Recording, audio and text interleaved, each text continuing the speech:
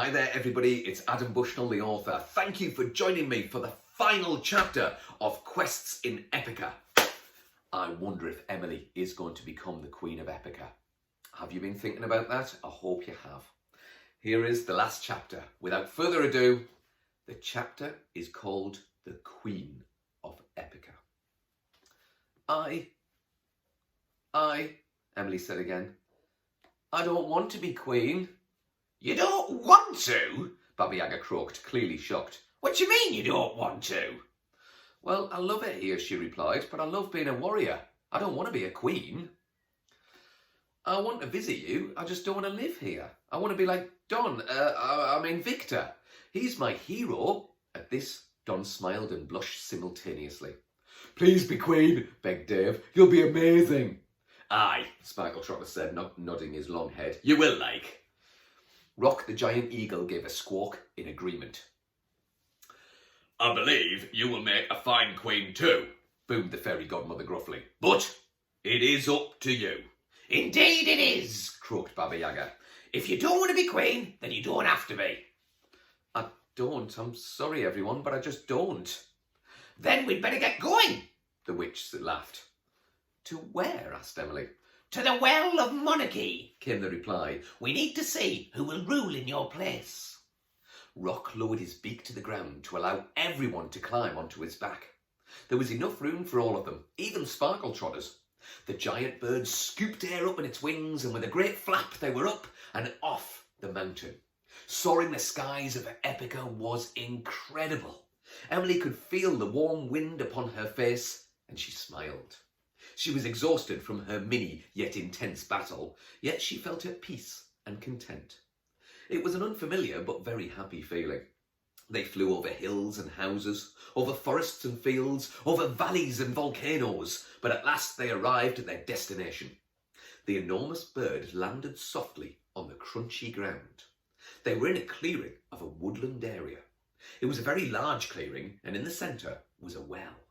The Well of Monarchy, announced Baba Yaga.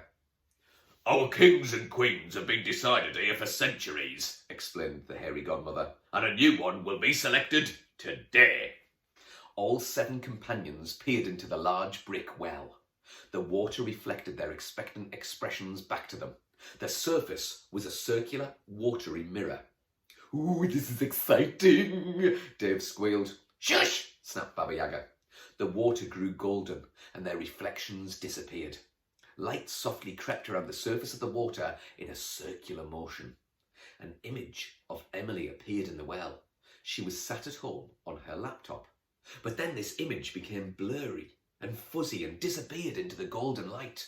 Another image began to emerge. It slowly focused and became crystal clear. It was a woman, an old woman. She was rolling out pastry on a large chopping board. Who's that? asked Dave. I think it's Betty, said Baba Yaga. She works in the pie shop. Random, said Don. It usually is, Baba Yaga said. Well, I guess I better go and tell her the news. But who will bake the pies? Dave gasped, horrified. Her husband makes a canny pie, like, Sparkle Trotters replied comfortingly. He'll sort you out, like. Emily shrugged and smiled as they all climbed up and onto Rock's back. With a flap and a flutter, they were off to the pie shop. Betty was told. She was delighted. She was soon crowned Queen of Epica, Queen Betty. There was a party. Her husband made pies for everyone. Dave was very happy about this. There was eating, drinking, dancing, and genuine happiness that filled the castle of Queen Betty. The sounds of music and singing filled every part of the glowing white stronghold of Epica. The party lasted all day and all night. Emily and Don stayed for the party, but then it was time to go. They said their goodbye to everyone with tears sitting in the corners of their eyes. Sparkle Trotters and Dave were now the best of friends and were waving frantically from the dance floor. Baba Yaga and the hairy godmother were waving their hankies. One was pink, one was black. Can you guess which one had which hanky? I'm sure you can. Rock was sleeping on one of the turrets. He'd eaten far too many roasted boars and needed to be alone. But Emily, Don, Baba Yaga, the hairy godmother, Dave and Sparkle Trotters all got together for a group hug. We'll be back soon, sighed Emily, we promise. A ripple of excitement ran through the group. They broke the hug and made for the door. Emily and Don waved once and they were off. As they left the castle, Don suddenly stopped. Wait, He said, as they were about to cross the drawbridge outside. The hairy godmother said that she would make me look more my age. As if hearing her name had summoned her, the fairy arrived holding her pink wand. You sure? She asked in her deep, throaty voice. Don nodded enthusiastically. With a flash of pink, it was done. Emily looked at her friend. He was still old, but he was just not as old as he once was. He was 35, which is still a bit ancient. how do I look? He asked, smiling at the girl. Different, she replied, smiling. But still you. Thanks. He called, running over the drawbridge to see his reflection in the moat. You've made his day, smiled Emily. Thank you, hairy godmother. You'd better do me too. I've been here a couple of days and I don't want to go back 2 years older. My mum will notice. The hairy fairy flicked her wand once and Emily felt herself engulfed in pink magic. She felt no different, but she knew that the magic had worked. She said goodbye and gave the floating hairy a hug. Yes! Don sounded happy down by the moat. He was peering into the water with the biggest smile ever. Emily joined him and they skipped off to the portal. There's only one problem, Emily suddenly said. My mum will wonder who the bloke is next door. I'm Victor, laughed Don. Victor Ree, son of the old man Don. Emily laughed. That could work.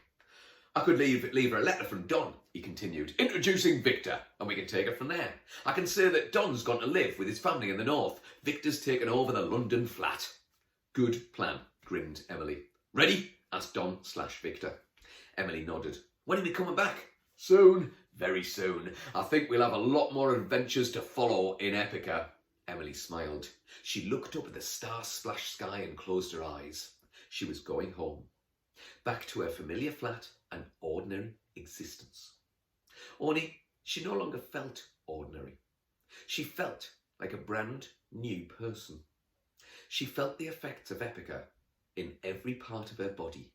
She felt epic. And that's the end of the book. I really hope you enjoyed it. And I will keep continuing to post on the YouTube channel more of my books, more of my stories, etc., etc. So hope you keep on joining me.